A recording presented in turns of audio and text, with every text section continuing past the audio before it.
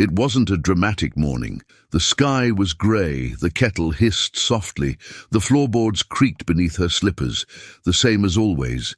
But something in her had changed. She sat at the kitchen table, hands around her cup, and felt nothing. Not grief, not anger, not fear, just emptiness. For years she had survived on little hopes, small prayers, faint smiles, promises to herself that tomorrow would feel lighter. But this morning, even hope felt like too much to carry. She didn't cry, she didn't speak, she simply stared at the steam rising from her tea until it disappeared, wishing she could vanish with it. "Lord," she whispered finally, her voice faint, "I think I'm done trying." No answer came, no warmth, no whisper, only silence. And yet somewhere deep inside that silence, a heartbeat continued, not hers, but his, steady, patient, waiting for her surrender to become the doorway to his strength. Her days had become a long list of small impossibilities.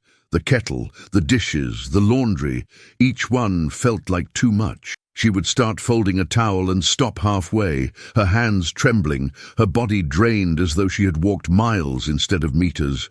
It wasn't physical tiredness, it was deeper, the kind that lives in the soul, where even breathing feels like effort. The doctor had said she was fine. Her children said she needed fresh air.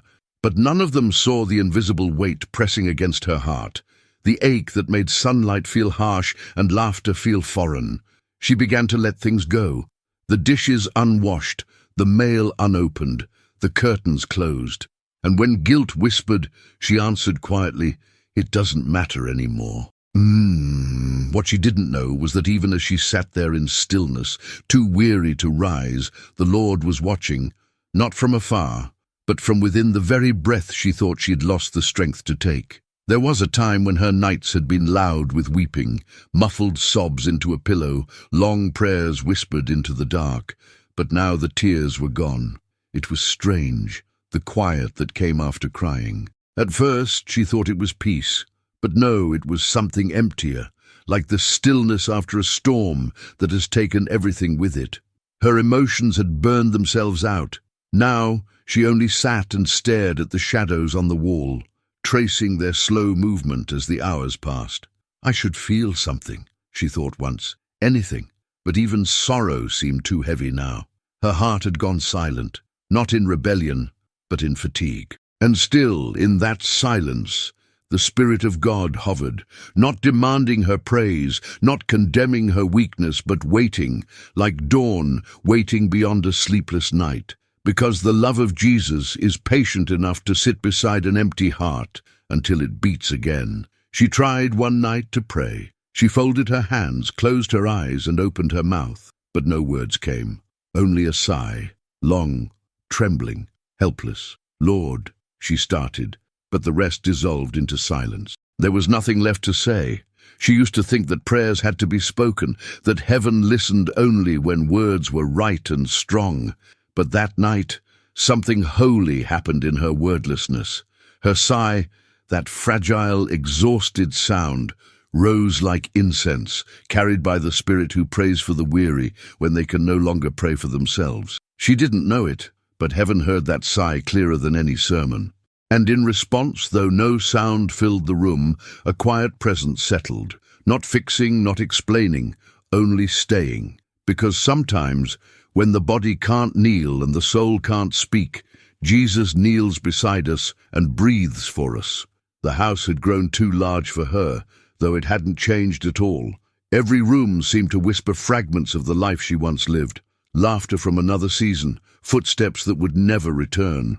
The photos on the walls smiled back at her, frozen in time. She used to dust them each week, but now she walked past them without looking. It hurt too much to see faces that memory kept alive but time had taken. The living room felt heavy with silence. Even the clock ticked more softly, as if it too had grown tired of marking her loneliness. Sometimes she would pause at the door of their old bedroom and whisper, "I can't go in there today." And she wouldn't. The home that once sheltered her now held her gently, like an old friend who didn't know how to help but refused to leave.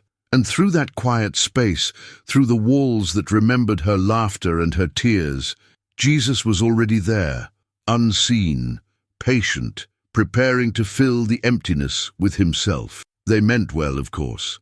The neighbor across the hall brought soup. Another offered to drive her to the store. A young woman stopped by just to check if she was doing okay.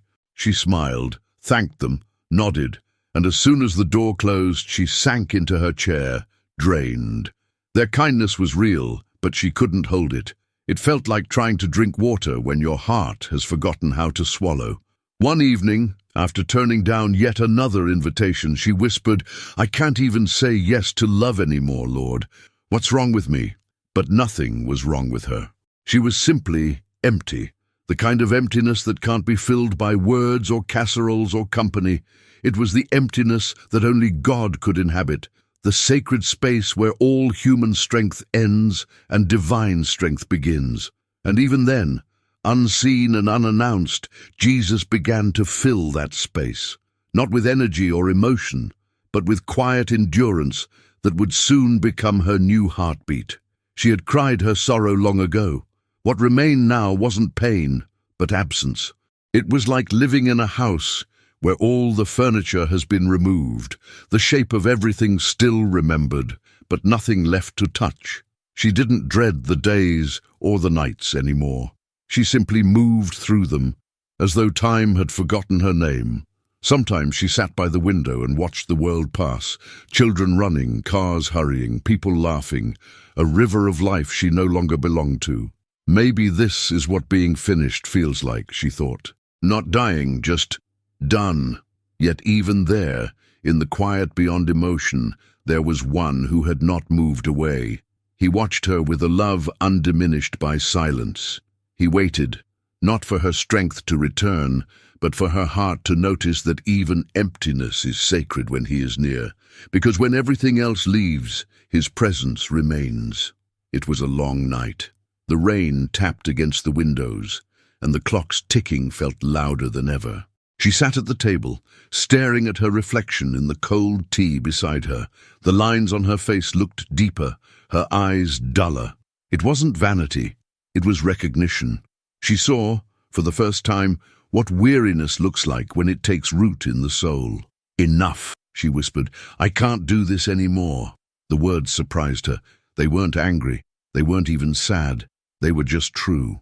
She folded her hands and bowed her head, expecting nothing, no answer, no sign.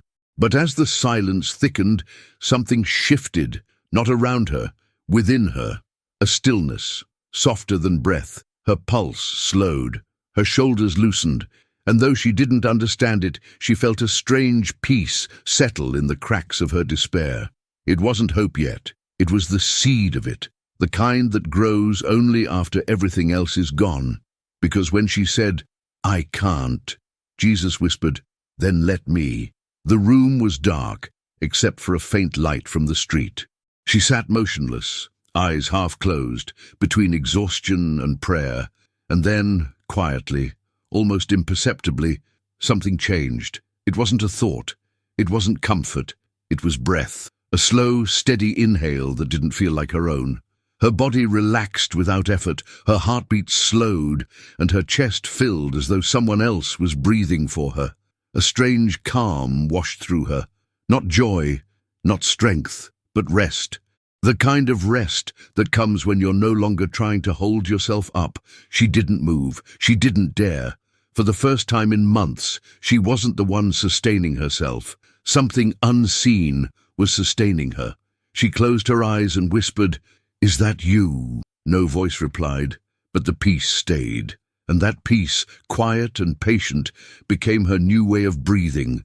She woke with the same grey light in her room, the same ache in her body, the same silence in the air.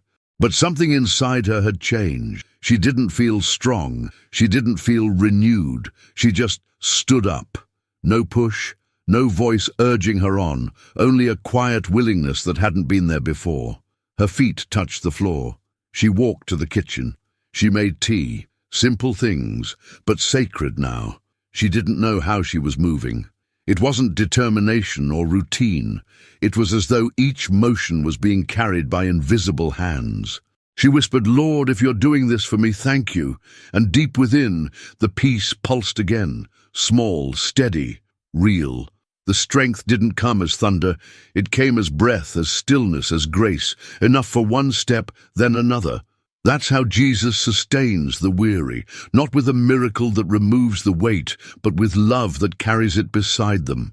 The days that followed were quiet, but no longer empty. Her body still ached, her heart still bruised, yet her hands found purpose again. She began to sweep the kitchen, to water the small plant by the window, to hum softly without realizing it. Each act was tiny, but each one felt like a small act of faith, like saying, "I'm still here." The house seemed to breathe with her. The air felt lighter. Even the silence was gentler now, like a friend instead of a wound. Sometimes she would stop and smile faintly, realizing she was doing things she hadn't been able to do in months.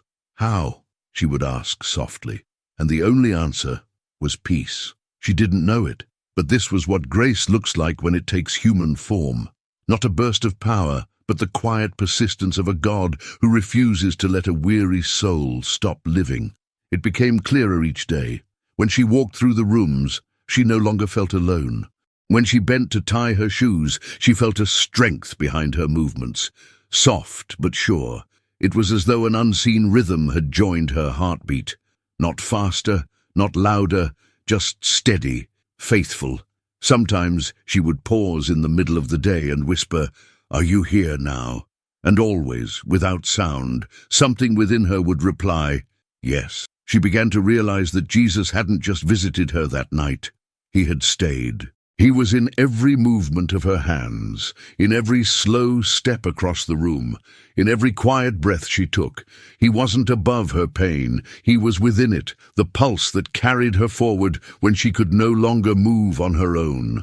She had prayed once for deliverance. Instead, he had given her something deeper, endurance, because divine love doesn't always lift us out of the storm.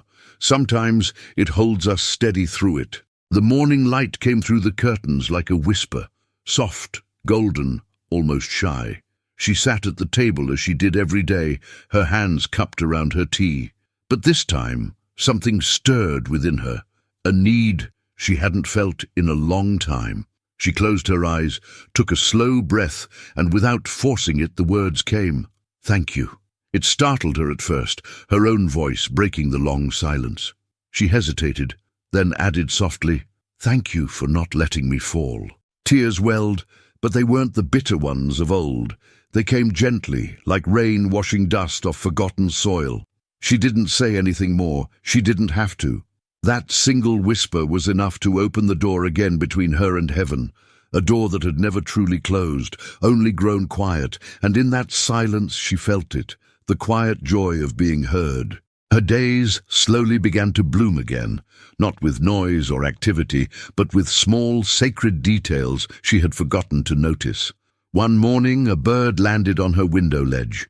It tilted its head toward her, chirped once, and flew away. She smiled. "I see you, Lord," she whispered. The sunlight that used to sting her eyes now felt like a hand upon her face.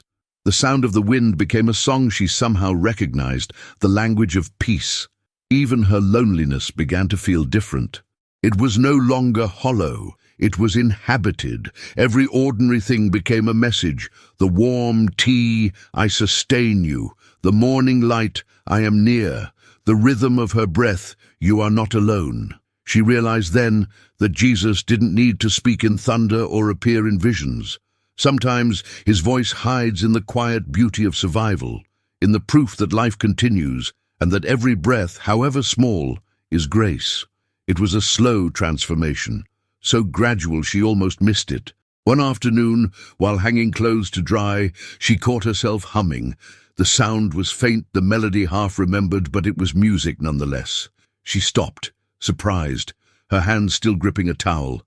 The silence stretched, and then she smiled. Not the polite smile she wore for others, but a real one, born from something soft and alive inside her chest. Her heart, once clenched tight, was learning to rest again. She looked up at the sky and said quietly, "I thought I'd never feel this again." And though no answer came, a gentle wind passed over her, enough to make her close her eyes and breathe deeply. Peace didn't mean her pain was gone. It meant her pain was no longer the only thing she could feel. People began to notice the change. At church, a neighbor said, "You seem lighter, dear, like a burden's been lifted." She smiled softly. Maybe it has. They thought she meant time had healed her, or that she'd found distraction in routine, but she knew better. Her strength hadn't returned. It had been replaced. Every day she woke, she could feel it. That quiet current within her, moving her forward, steadying her steps, holding her when she wavered. One friend asked, "How do you do it? How did you find the will to keep going?" She looked down at her hands, then upward, and said simply, "I don't. He does." They didn't fully understand, but her tone was peaceful, sure, like someone who had stopped depending on herself a long time ago. The strength that carried her wasn't her own. It was his. The strength of the one who sustains the weary not through miracles, but through mercy. It began simply, with a visit to her neighbor, a woman recently widowed. Margaret brought tea and a quiet presence, unsure of what to say. But when the woman began to cry, Margaret didn't speak. She just reached across the table and held her hand. It was the same silence she had once lived through, the same stillness that had become holy when Jesus entered it. And now it carried healing. She started visiting others, women at church, an old man in the nursing home, a neighbor recovering from surgery. She rarely spoke of faith directly. She didn't preach. She simply sat beside them and let peace do what words couldn't. Many wept, others smiled faintly through their tears. Some said, "You have a calm about you, dear. I feel lighter when you're here." She would smile, knowing it wasn't her calm they felt, but his. The same presence that had sustained her was now flowing through her hands. Jesus had turned her survival into ministry, her weakness into quiet compassion. The years that followed were peaceful. Her days unfolded with gentle rhythm. Tea in the morning, a walk in the garden, letters written to friends. She didn't need excitement anymore. She had learned that peace wasn't the absence of trouble, but the certainty of presence. Her heart felt like still water, deep, calm, unshaken. Even when sorrow brushed against her memory, it no longer stirred the surface. Sometimes she would whisper, "You're still here, aren't you?" And she would feel it. The same steady warmth she had known that night long ago. The strength of Jesus was no longer something she felt only in crisis. It had become the quiet pulse beneath every breath, the steady hum of grace that held her up without being seen. She lived slowly, tenderly, without fear, because she knew now what most never learn until the end, that the one who sustains never leaves. The morning sun rose as usual, spilling gold across her window. The neighbors noticed her curtains still closed by noon, but no one worried at first. She had been peaceful lately, unhurried, untroubled. When they finally entered, they found her sitting in her chair, hands folded loosely in her lap. Her Bible was open beside her, a half-finished cup of tea on the table. Her face was calm, serene, almost smiling. It looked less like death and more like completion. There was no struggle, no sign of pain. It was as if she had simply breathed one last time, and heaven had finished the breath for her. The strength that had carried her all those years had finally brought her home. And somewhere beyond that quiet room, the same hands that had once sustained her reached out once more, not to hold her up, but to welcome her in. Light. That was the first thing she saw, pure, living, endless light. And then through it, a figure walking toward her. No need for introduction, she knew him instantly. Jesus smiled, that same calm, compassionate smile that had once filled her silence. She fell to her knees, weeping, overwhelmed. "My Lord," she whispered, "so it was you all this time." He reached out, touched her cheek and said softly, "Every step, every breath, every morning you thought you couldn't rise. It was me who lifted you." Tears ran down her face, but they sparkled in the light, no longer sorrowful. He lifted her up, and she felt stronger than she had ever been, not from her own strength, but from his eternal one. And as they walked together into the horizon that had no dusk, she finally understood. She had never been carried by faith alone. She had been carried by love.